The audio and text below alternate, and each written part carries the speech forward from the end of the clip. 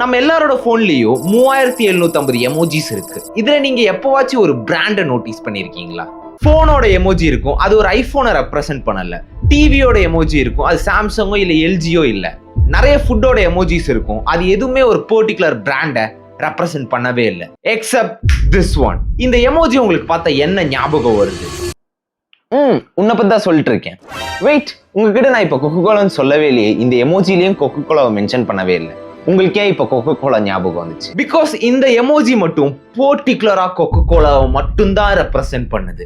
And Coca Cola இந்த எமோஜியை create பண்ணல. இதுக்கு பதிலா இப்படி ஒரு ஆப்பர்ச்சுனிட்டியை நோட்டீஸ் பண்ண கொக்கோ கோலா அவங்களோட கப்பை ரிவர்ஸ் இன்ஜினியரிங் பண்ணி எக்ஸாக்ட் இந்த எமோஜியோட ஷேப்லயே மாத்திட்டாங்க.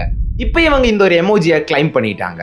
ஸோ பீப்புள்ஸ் இந்த எமோஜியை பார்க்கும்போது கொக்கோ கோலா தான் ஞாபகம் வரும். Such a brilliant strategy இல்ல?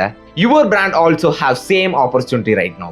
நம்மளோட போன்ல 3750 எமோஜிஸ் அவைலபிளா இருக்கு. உங்க ப்ராடக்ட்டுக்கு மேட்ச் ஆகிற எமோஜிஸை கலெக்ட் பண்ணி அதை பேஸ் பண்ணி உங்க ப்ராடக்ட்டை டிசைன் பண்ணுங்க, அப்புறம் மார்க்கெட்டிங் பண்ணுங்க. அண்ட் நான் இப்ப குடிச்சிட்டு இருக்கிறது கூட ஒரு கொக்கோ கோலா கிடையாது, இது ஒரு பிளாக் காஃபி. இந்த ஸ்ட்ராட்டஜி இன்ட்ரெஸ்டிங்கா இருந்தா என்ன ஒரு ஃபாலோ பண்ணிக்கோங்க. I will come back with next video. Bye.